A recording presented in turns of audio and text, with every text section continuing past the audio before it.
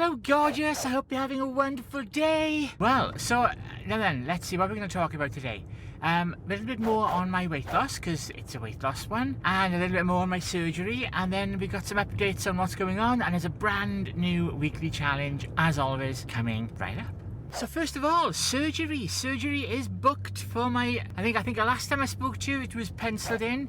It is now booked in, locked and loaded. And like 2 weeks, in 2 weeks from now, I'm going to be having my abdomen liposuctioned and liposculptured and an internal corset done. And my arms are going to be done. Literally from waist to shoulders and arms, all done. One big session. I'm going to be sore, not going to lie, going to be sore, but my bestie Claire said she's going to come with me, which is going to be cool, and we're going to explore Europe a little bit first, which is going to be cool. I say explore, I mean we've been to Europe quite a lot, this isn't anything new, and how exciting. So that's happening. Honestly, I'm so excited about this, because this is going to be such a, I mean my face has made a big change, but my face isn't any different, it's just tighter and a little younger looking, and all of that. I basically look the same, with the exception of the hormones that have changed things, as I did, 20 years ago. It's just taken about 20 years off, which is fab. But the abdomen, I've never, when I've had this surgery done, if it goes well, if it goes to plan, I will be the smallest size-wise I have been in about 35 years or something. That's insane. That's insane. I'm going to be smaller than I was in my teens. And I'm like 50 next year. I know. I'm so excited. So that's happening. And also, now then, I've changed my workout routine. I've now switched to a custom routine. I spoke to my coach and we've come up with a routine, because once I've had this surgery, I'm not going to be able to train up a body for some time. I'll be training as soon as I can, and I tend to be a little naughty when it comes to following doctor's orders, because, well, I often don't. Don't tell him. However, I'm just going to be in too much pain to train shoulders and abs. So what I'm doing is I'm actually overtraining. I'm training this area like twice a week. So I'm doing shoulders twice a week. I'm doing core and abs twice a week. I'm doing arms twice a week. I've basically doubled down on my upper body training just to try to give them as much of a boost as possible. And I know 2 weeks isn't long. I'm basically talking about 4 or 5 training sessions on that area before before surgery. I'm not going to change the world with that, but it will mean they'll be as pumped and as big as possible. So when the surgeon gets there, there'll be plenty for him to see. He'll be able to see my muscular structure and where everything is. So that's the plan. And then as soon as I'm back in the gym after that, it's going to be training on bum and legs, because that's the next thing. And I am actually doubling up on bum and legs right now as well. So I'm just training like crazy to get as much done before surgery as possible. And then I'm going to be shrinking down probably 2 dress sizes, like overnight. And then I've got to train again, and then I've got to build up again. So I'll bulk up. I say bulk up. I'm basically doing the same sort of diet and workout plan as pre-competition, as a competition prep would do. So I'm being so strict with the calories. And that's the other thing that I've also done, is I've now got a prep diet plan. So I'm basically on a competition prep. I'm on a very low calorie diet. 100% of my macros, no carbs, well, very low carbs. I'm not going to lie, that's challenging. I've never done that before, so it's going to be interesting to see how that all works out, because it's like a preview of when I start competing, maybe next year. So that's happening.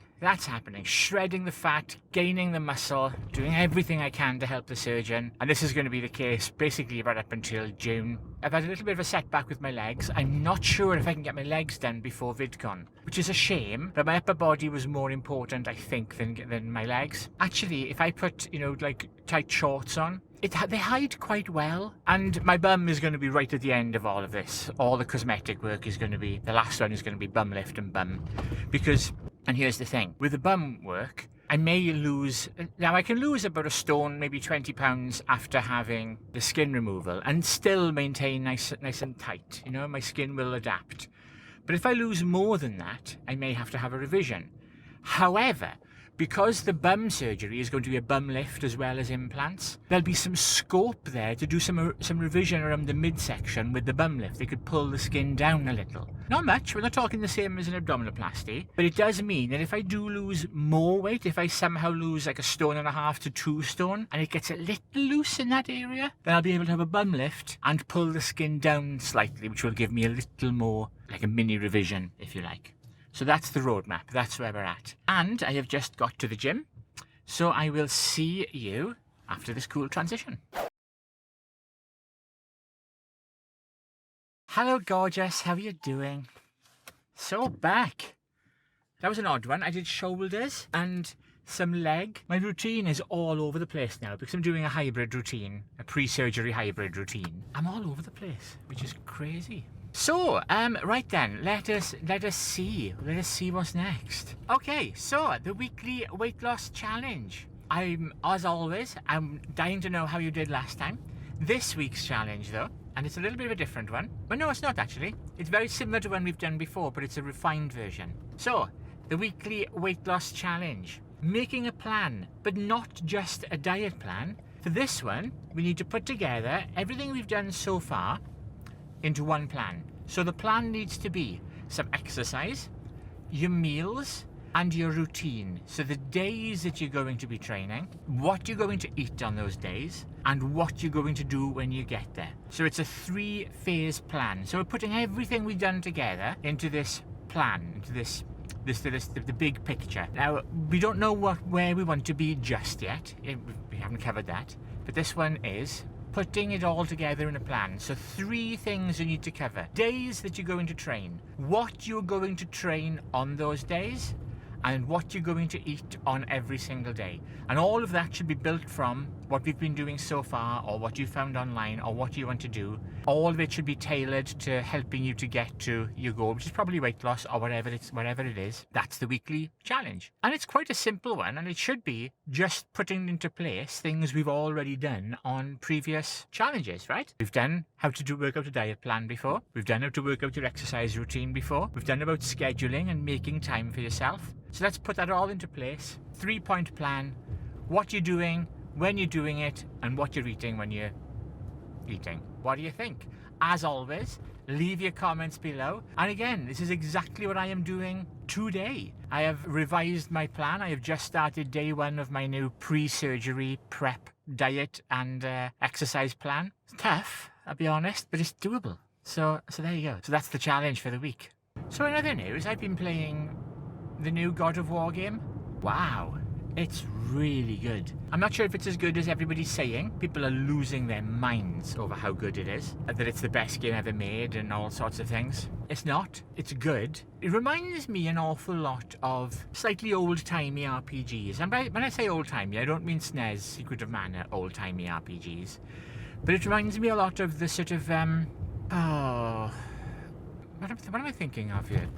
The Dungeon Quest type series, or the Eye of the Beholder style series. No, actually, it's nothing like Eye of the Beholder. It's not a dungeon crawl. It's an open world, run around, kill everything. But it's one of these old school style RPGs where you go to a new area, unlock the area, and then you've got a ton of side missions and side quests and exploring you can do. Or you can get back onto the main story and advance that. You know, you can probably plow through the game in a few hours if you just focus on the main storyline. But the fun of the game is in doing the side quests, the exploring. I'm having a great time, I'll be honest. Like I say, I don't think it's the best game ever made. I am enjoying it, but I'm not in that stage where I must get back to God of War. I'm going to finish it. It's certainly a AAA title. It's excellent. Right up there with some of the best.